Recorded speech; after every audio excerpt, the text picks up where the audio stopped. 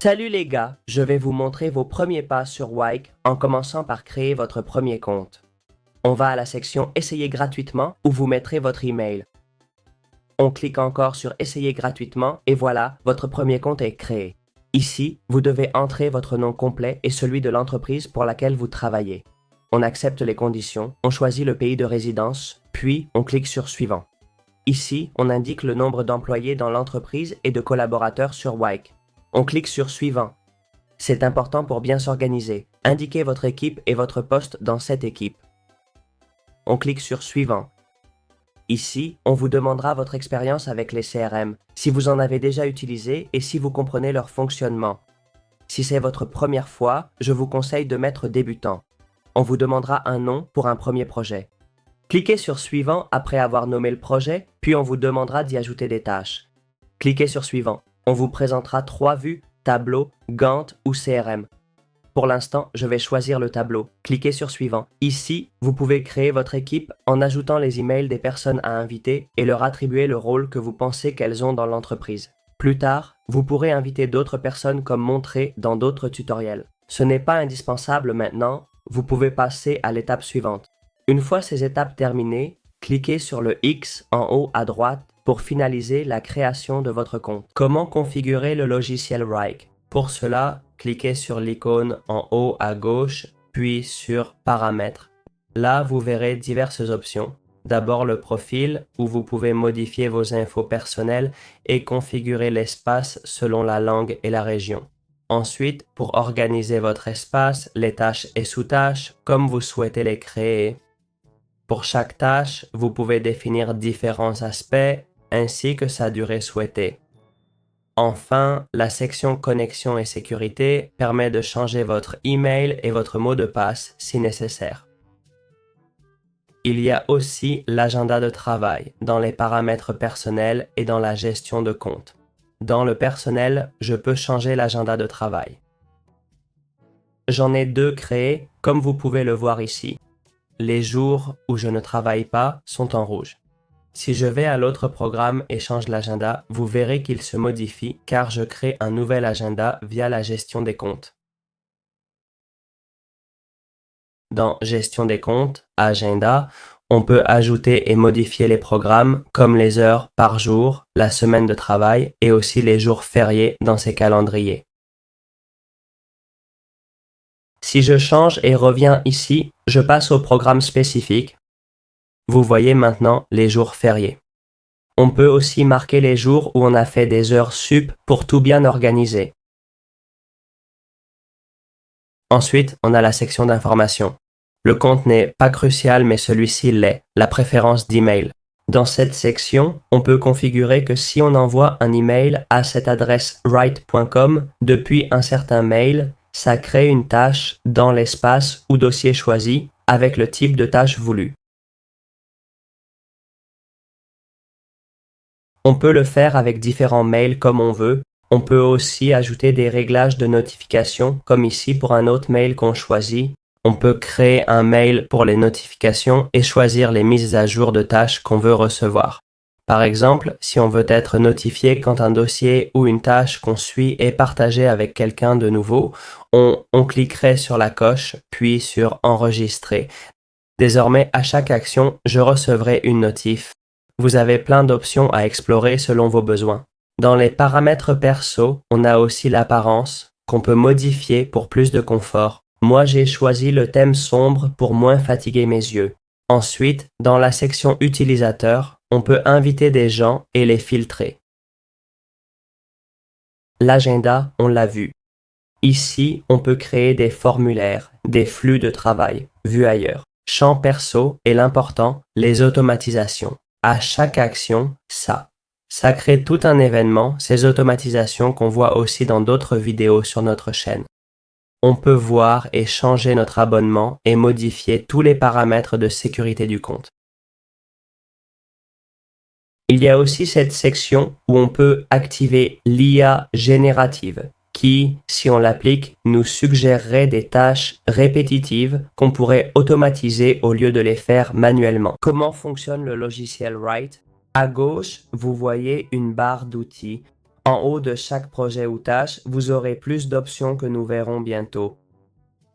D'abord, dans la barre de gauche, il y a un moteur de recherche pour vos tâches. Entrez le nom et vous le trouverez. Vous pouvez aussi chercher dans les projets selon vos préférences. Ce moteur a aussi une section tâches récentes et vous y trouverez vos dossiers. Il y a une boîte de réception pour les messages de vos collègues, ceux que vous avez envoyés avec erreur ou archivés, car le projet est probablement fini. De plus, en cliquant sur plus, on peut ajouter des tableaux de bord. Vous pouvez voir mes tâches dans une vidéo qui montre comment organiser vos tâches, ajouter des formulaires, des rapports, des flux de travail et plus encore. Vous pouvez même choisir d'afficher vos tâches préférées. Il y a aussi une section pour les projets épinglés où vous pouvez accéder directement à vos favoris. Ici, vous pouvez détacher un projet ou y accéder si besoin, puis vient la section des espaces. On y trouve un menu déroulant pour accéder à notre espace personnel et aux espaces créés ou partagés. Je n'ai pas d'espace partagé, mais sur mon autre compte, dans Partager avec moi, on voit le projet tutoriel que j'ai partagé, comme expliqué dans la vidéo sur le partage de projet. Si on continue, on pourrait voir tous les outils disponibles dans nos espaces. Dans cet espace test, j'ai les outils du calendrier, du diagramme, du rapport et du panneau de test avec 4 tutoriels détaillés pour chacun. Plus bas, on trouve les dossiers et projets où on peut cacher ou afficher les projets dans nos dossiers et y accéder. Si j'y entre, je verrai toutes les tâches ou projets supplémentaires que j'ai ajoutés. En haut, il y a une barre d'organisation pour épingler le projet dans la barre de gauche.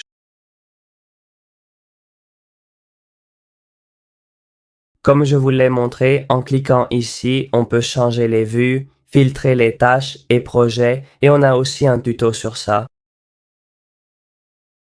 On peut créer un lien public, modifier l'affichage, trier par ligne, ajuster les bordures des cellules pour une meilleure visibilité. Ça rend tout plus visuel ou compact si on a beaucoup de tâches. On peut automatiser, partager et en cliquant sur plus, créer des tâches, projets, dossiers ou inviter des gens. Comment fonctionnent les espaces dans Wike? Chez Wike, on s'organise de différentes façons. La plus simple est celle des espaces. On peut créer autant d'espaces qu'on veut et y ajouter les membres nécessaires de l'entreprise pour travailler. Pour créer un espace, c'est simple. On va dans le menu déroulant, on clique sur Espace. Il y a des modèles si on veut. On a une vidéo sur les modèles. Ici, on va créer un espace vide et lui donner un nom. On peut choisir s'il est réservé aux membres, privé ou public pour tous. On peut aussi changer l'icône de l'espace. On peut ajouter les membres souhaités dans cet espace et les types d'éléments de travail. On clique sur Créer et voilà, un nouvel espace est créé. Ça vous permet d'organiser divers espaces pour votre entreprise selon vos projets pour mieux vous organiser. Comment créer nos tâches ou projets dans Write? Pour créer nos tâches ou projets, comprenons d'abord que Write offre des espaces où l'on peut créer autant de dossiers, projets et tâches que l'on souhaite. Pour créer un projet, cliquez sur Plus dans la section Projets et dossiers de votre espace, puis choisissez de créer un nouveau projet ou dossier. Les projets peuvent contenir des tâches, tandis que les dossiers servent à organiser ces projets. Je vais créer un projet par exemple. J'ai le nom, je clique sur Créer. J'en crée un autre et si je veux, je peux les organiser dans un dossier que je nomme comme je veux. Ensuite, je clique et glisse les projets dans ce dossier pour tout organiser. Ensuite, dans ces projets, on peut ajouter de nouveaux éléments, soit des projets, soit des dossiers. Si on a besoin de plus de dossiers, on peut en créer ou directement créer nos tâches. Il suffit de cliquer sur Ajouter en haut à droite pour ajouter une tâche ou un projet. On lui donne un nom et voilà, notre première tâche est créée. Ici, on peut mettre à jour l'état de la tâche. Là, on l'assigne à un membre de l'équipe. On fixe une date. Par exemple, aujourd'hui, on ajoute une description et on peut mentionner nos collègues. En haut, vous pouvez copier le lien, l'envoyer et ici mettre en favori, dupliquer ou ajouter à vos tâches. Si vous devez le faire aujourd'hui, organisez-le ainsi, imprimez-le ou supprimez-le selon vos besoins. En haut, pour chaque tâche, vous pouvez épingler ce projet ou n'importe quel autre projet. Vous pouvez y accéder directement et voir toutes les tâches de ce projet. Là, j'en ai créé un seul, mais si j'en crée un autre et vais au tutoriel, je verrai toutes les tâches du projet. Ainsi, vous pouvez l'ancrer pour accéder plus vite au projet et travailler plus efficacement. Comment organiser vos tâches dans Write? Je vous conseille de créer des projets bien structurés avec des tâches organisées à l'intérieur. Si vous avez plusieurs projets similaires, vous pouvez les grouper en dossiers comme je l'ai fait ici. Comment bien organiser vos tâches? En gros, dans les tâches, vous avez les options suivantes. À quoi ça ressemble? Bon, vous devez ajouter le nom typique. Voici la tâche suivante. Ici, modifiez le statut, la date de début et de fin de votre tâche. Mais ce ne sont pas les seules options. Vous pouvez cliquer sur le plus pour créer un groupe, ajouter lieu, fichier, progrès, importance. Intéressant, définissez l'importance, basse, haute, normale, pour savoir si c'est vraiment crucial. Vous avez plein d'options à explorer pour mieux organiser vos tâches. En haut, vous trouverez aussi des options comme le filtrage des tâches. En ajoutant des filtres, une barre apparaît pour trier par statut ou assignation. Ici, je suis seul car c'est un tutoriel. Si je change le statut à en cours et filtre, je vois mes tâches en cours. Plein d'options. Tâches, en attente, approbation, actif, inactif, etc. Organisez comme vous voulez, selon vos besoins. Ces filtres peuvent être très utiles. Vous pouvez trier par priorité, nom, assigné, statut, date de début et fin. Vous pouvez aussi créer des groupes par statut et date d'échéance. Ajoutez plus de sous-éléments dans votre structure de projet et tâches. Générez un lien public pour partager des tâches avec des externes sans tout dévoiler.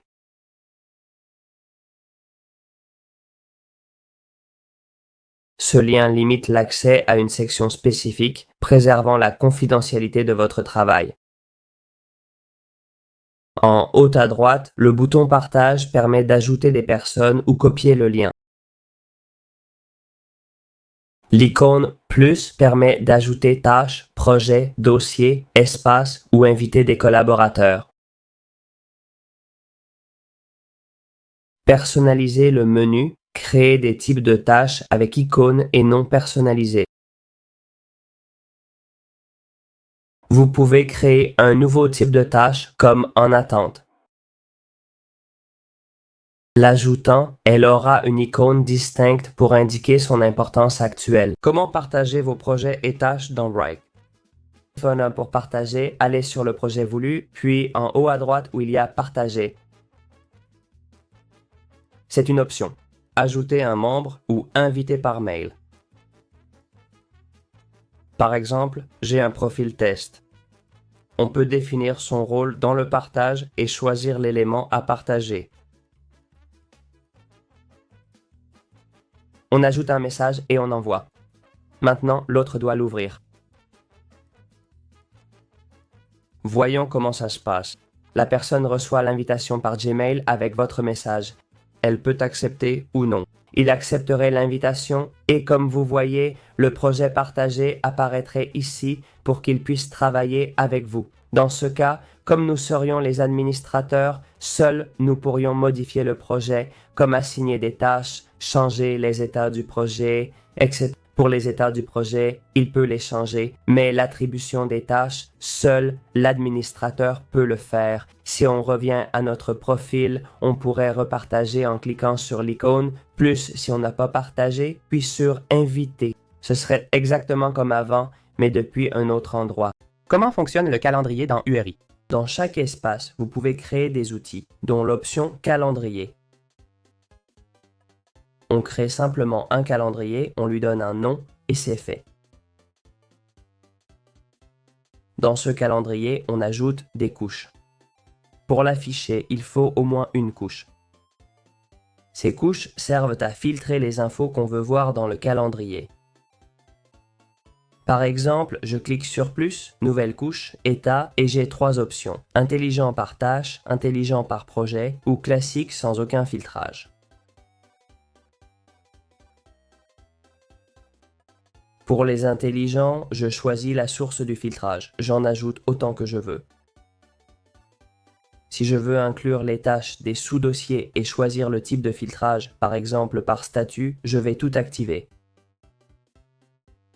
Ensuite, on définit la durée de la tâche à afficher, soit la date limite, soit la durée complète, puis on sauvegarde.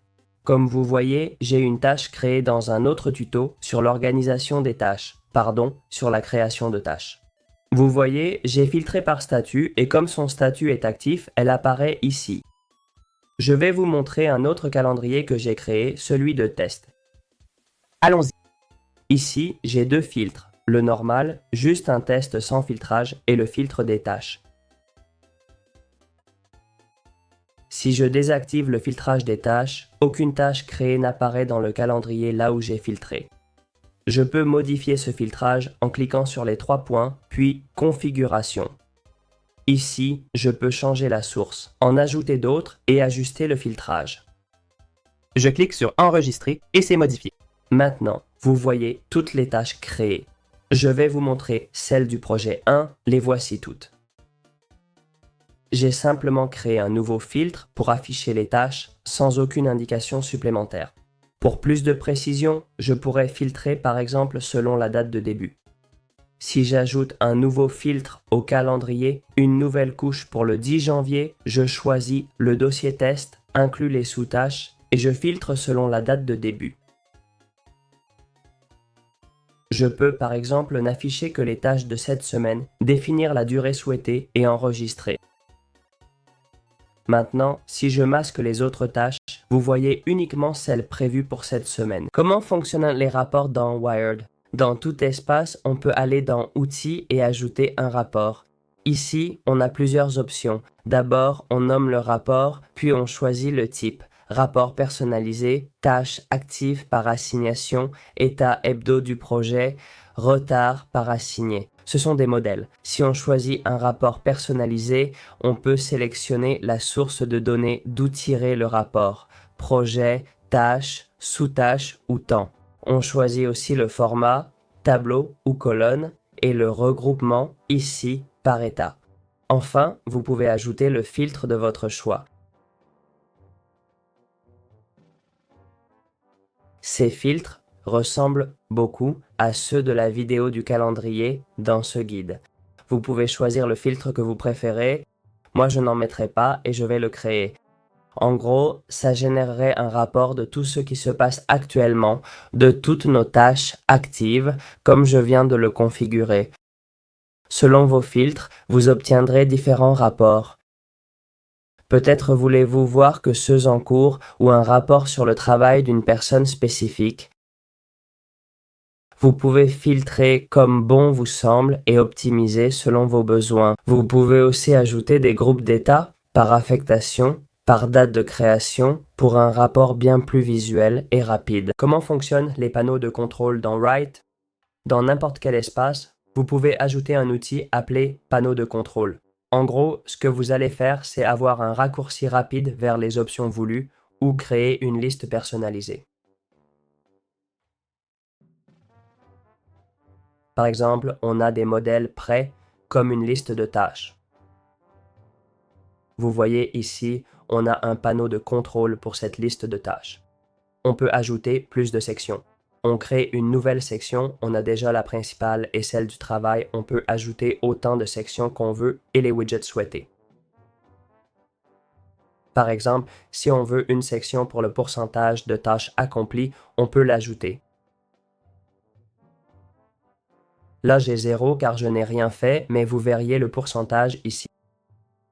On pourrait ajouter des sections, en créer d'autres si on voulait, aller à celle-ci, ajouter des widgets, et on a l'option de créer notre propre widget personnalisé où on choisirait à droite les données à utiliser, les filtres à appliquer pour les afficher dans notre tableau de bord, et comment on veut que ce tableau se présente, comment on souhaite que ce panneau apparaisse visuellement. On crée le widget et c'est fait. Comment fonctionnent les tables ou vues dans URI? Selon notre façon de visualiser nos projets, on peut ajouter différentes vues dans nos dossiers ou projets pour les afficher. Ces vues, comme vous voyez ici en haut, vous avez le tableau et pouvez cliquer sur Plus de vues. Dans Plus de vues, vous pouvez ajouter diverses options, dont le célèbre diagramme de Gantt. On peut ajouter ça, rendre ces vues personnelles ou publiques pour tous dans l'espace, la créer et avoir une nouvelle vue.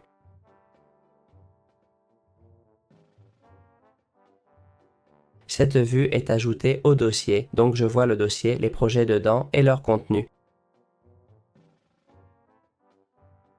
Pour le diagramme de Gantt, je peux ajouter avec ces flèches ou le supprimer. Par exemple, si la recherche précédait la révision, puis l'exécution, je pourrais l'organiser ainsi et structurer le projet selon ses besoins réels. Ces vues peuvent s'ajouter au projet. Dans Projet, on a le tableau et on pourrait inclure ce diagramme pour chaque projet. Les vues sont diverses, comme montré. Vous pouvez en ajouter de différentes façons, dans plusieurs styles. On pourrait créer une section fichier pour télécharger tous les documents nécessaires au projet. Comment créer des automatisations dans Ray? Dans tout espace, on peut créer avec le bouton en haut à droite des automatisations. Toute automatisation voulue dans notre espace de travail, soit dans la vue d'ensemble, soit dans nos dossiers ou projets. En cliquant sur le bouton d'automatisation, comme vous le verrez ici, on peut créer notre première règle. Il y a deux façons de créer une automatisation, avec une règle personnalisée ou avec les modèles fournis dans le programme. Si on choisit une règle personnalisée, on voit qu'il faut remplir chaque section manuellement, l'attribution de la règle, ajouter un déclencheur, on peut ajouter une condition et aussi l'action qu'on veut voir se produire. Mais on a ici différents modèles qu'on peut utiliser à notre avantage. Il y a peut-être un modèle qui correspond exactement à ce qu'on cherche. On a aussi les suggestions d'IA, une option à activer via une vidéo sur la config de notre logiciel Ray, qui propose des idées pour automatiser nos tâches répétitives qu'on peut automatiser.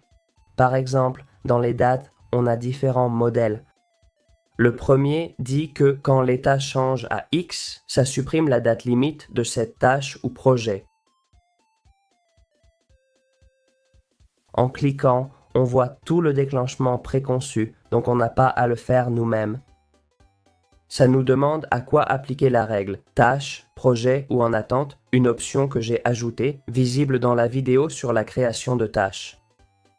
On ajoute le déclencheur qui lance la tâche quand l'état passe à tout terminer.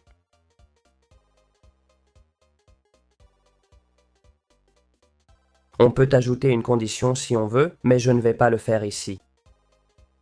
Enfin, changer la date d'échéance et voilà, le champ vide est déjà conçu. Ici, vous avez une section d'aide pour utiliser les formules, mais avec un modèle, la formule est préconçue. Il suffit de cliquer sur Créer et votre première automatisation est prête. Désormais, quand vous terminez une tâche, sa date d'échéance est automatiquement supprimée. Pour ajouter une nouvelle règle d'automatisation, cliquez sur Ajouter une règle et répétez le processus. Comment exporter ou importer des projets dans Wrike? Pour cela, allez dans votre projet, cliquez sur les trois points en haut, puis sur Plus. Là, vous pouvez exporter le tableau ou le projet en Excel ou faire une importation. Expliquons d'abord l'exportation. Pour exporter le tableau du projet, cliquez sur Exporter ce tableau Excel. Un fichier Excel au nom du projet sera créé automatiquement. Ouvrez ensuite Google Sheets, par exemple. Dans votre feuille de calcul, cliquez sur Importer, téléchargez le fichier et importez les données. Vous aurez ainsi exporté toutes vos données de Wrike vers Excel. Pour l'importation, si vous voulez importer depuis Excel, ce qui est courant, utilisez le modèle fourni par Wrike. En gros, on clique sur les 3 points Importeur, puis Importer depuis Excel. Là, on nous propose 2 options, télécharger un modèle simple ou utiliser le mode avancé. Je conseille de télécharger le modèle. Une fois fait, allez dans vos feuilles, importez ce modèle et les données. Vous verrez, votre modèle sera prêt à l'emploi. Ici, vous pouvez modifier les données comme bon vous semble. Par exemple, pour le nom de la tâche, mettons tâche. Une fois l'Excel créé, il suffit de le télécharger en format Excel. Revenez à vos tutoriels, ou dans ce cas, à votre projet. Le mien s'appelle Tutorial. Importez-y le tableau Excel. On sélectionne le fichier, on clique sur Suivant, on l'importe. J'ai eu un petit souci car j'ai mis une priorité élevée. En gros, si on laisse ça tel quel, on le télécharge et on le renvoie. On sélectionne le fichier, on l'importe et voilà, comme vous voyez, le fichier est importé. On actualise la page et dans Tutoriel, on verra le nouveau fichier qu'on a importé. C'est celui-ci. Projet 1, nouvelle tâche de synthèse, la date qu'on a mise et l'importance qu'on pourrait modifier. Comment chercher vite des tâches ou projets dans URI. Pour chercher nos tâches, on allait au moteur de recherche pour trouver directement le nom voulu selon le nom du dossier ou du travail qu'on cherche. Si je clique sur Tutoriel, j'ai plein de dossiers créés, mais je peux accéder à cette tâche des tutoriels pour les voir et les analyser. Si on veut chercher nos tâches d'un endroit précis, peut-être car on a un projet épinglé, comme moi, on peut aller au projet et faire divers filtrages. Le premier filtrage serait celui des tâches, qui filtre toutes les tâches actives ou mes tâches actives. On peut ajouter plus de filtres autant qu'on veut sur l'état, les tâches en attente, les dates de création ou d'échéance, ce qu'on préfère. On peut aussi changer l'ordre de priorité par nom, affectation, état et ainsi trouver vos notes bien plus facilement et rapidement. Comment personnaliser votre menu dans Wrike? Pour le faire, allez à gauche où il est écrit « Plus », d'accord? Ici, on peut personnaliser notre menu. Comme vous voyez, on a plein d'options qu'on peut arranger comme on veut. Imaginons qu'on veuille afficher directement ici, ok? En plus du moteur de recherche et de la boîte de réception, on peut aussi afficher les éléments qu'on a créés, d'accord? On peut faire glisser, ok? Ajouter ceci et ça deviendra visible automatiquement. Vous voyez, ce n'est pas si visible maintenant, d'accord? Si je le rends visible, mes tâches aussi, peut-être les tâches favorites seraient visibles, ok? C'est le travail à faire. Je pourrais le cacher. Si on sauvegarde, vous voyez, ça change toute la structure de mon menu personnalisé. N'oubliez pas, c'est toujours dans vos tâches, d'accord? Vous pouvez épingler des projets dans la section Ancrer. Par exemple, si un projet n'est pas ancré, cliquez sur l'icône et il apparaîtra pour un accès rapide. C'est pratique, non? Dans Espace, on peut choisir entre 2 options. Afficher uniquement l'espace sélectionné ou tous les espaces. Ça permet de personnaliser l'affichage selon vos besoins. Si on a peu d'espace, on peut tout afficher pour voir les tâches. Mais avec beaucoup de travail, on peut choisir un seul espace pour voir rapidement ce qu'il faut faire. Comment fonctionne la tarification chez Wrike? On propose 4 forfaits, Team, Business, Enterprise et Pinnacle. Les 2 premiers ont des prix fixes, mais Enterprise et Pinnacle s'adaptent à vos besoins. Selon vos exigences, ils vous feront un devis personnalisé. Voyons les différences en commençant par le forfait Team 10 à 15 utilisateurs max, pas d'espace personnalisé, ni d'horaire flexible, ni de rapport en temps réel, pas d'API Pro, d'analyse avancée, ni de fonction IA pour les entreprises, pas de tâches IA, d'autocréation, ni d'options supplémentaires de gestion des ressources, ni de planification avancée des ressources et capacités.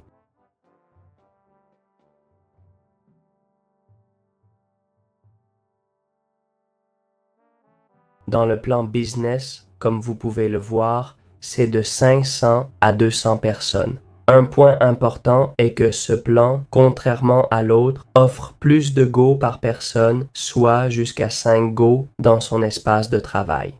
Celui-ci ajoute des plans de travail pour tout le compte ainsi que des horaires personnalisables. Il inclut aussi des rapports en temps réel, pas d'API BI, ni de visualisation avancée, mais il apporte toutes les automatisations de flux et la gestion des ressources, contrairement au premier plan. Dans le plan Enterprise suivant, il n'y a pas de limite de personnes, il va de 5 à un nombre illimité d'utilisateurs avec 10 Go de stockage par poste de travail. Dans ce cas, vous auriez toutes les options de gestion de projet, la vue rapport, mais pas l'analyse et la visualisation avancée des données. Cependant, vous auriez l'API Business Intelligence, toutes les options de Working Intelligence, ainsi que toutes les options de gestion des ressources, ce qui pourrait intéresser de nombreuses entreprises. Enfin, le dernier plan, Pineapple, comme le précédent, ajoute un nombre limité de personnes, mais augmente le stockage à 15 Go par poste, en plus d'inclure toutes les options de gestion de projet, vue, rapport, analyse et visualisation avancée des données. Working Intelligence avec IA, gestion des ressources, administration, sécurité et fonctions supplémentaires. C'est le plan le plus complet, mais évidemment avec un budget plus élevé à évaluer avec l'équipe Wrike pour un devis adapté à vos besoins spécifiques. Comment fonctionne la démo de Wrike? En gros, vous aurez une démo ou un essai gratuit de 15 jours pour tester le produit. Mais ce temps pourrait ne pas suffire pour bien l'explorer et voir s'il répond vraiment à vos besoins. C'est pourquoi en haut à droite, où s'affichent les jours restants, vous pouvez contacter l'équipe Wrike. Pourquoi?